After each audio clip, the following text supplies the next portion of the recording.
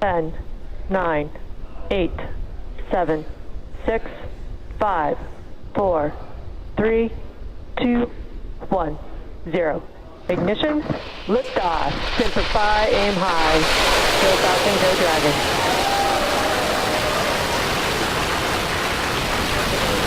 Vehicle is pitching downrange.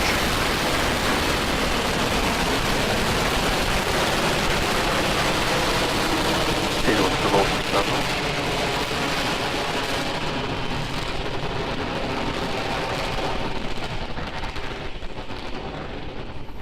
T plus 30 seconds. Falcon 9 with the Crew Dragon capsule is heading east from pad 39A. Everything looking good right now.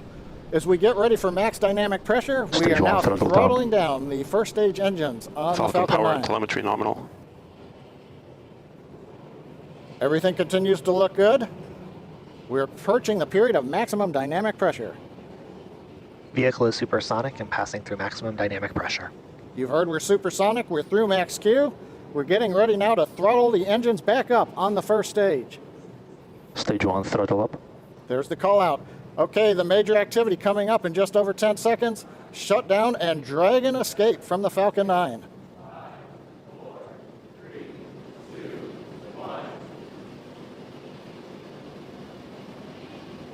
Miko. Dragon launch escape initiated. Dragon's away. And you can hear some really loud cheering in the room. Okay, you just saw a bright flash there. It looks like that may be Falcon 9 breaking up. We've got some loud cheers here in Hawthorne. The folks that just watched live the Dragon separate. And there you just saw the trunk jettison again. Some really loud cheers here in Hawthorne, California. This test is looking great so far.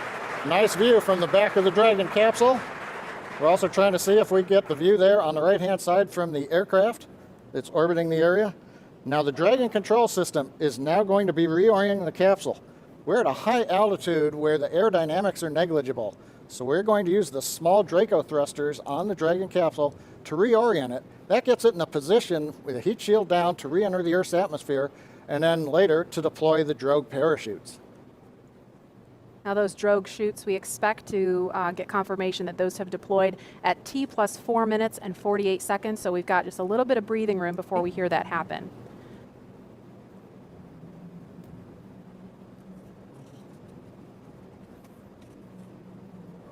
And there they are. Drogue chutes are out.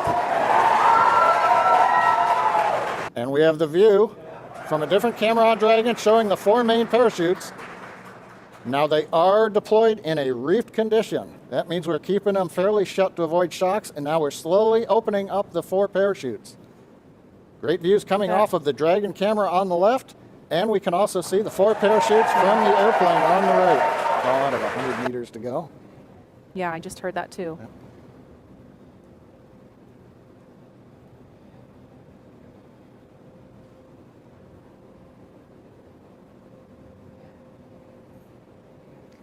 Now those 4 parachutes are actually going to be released from the capsule after splashdown, and they'll be recovered too.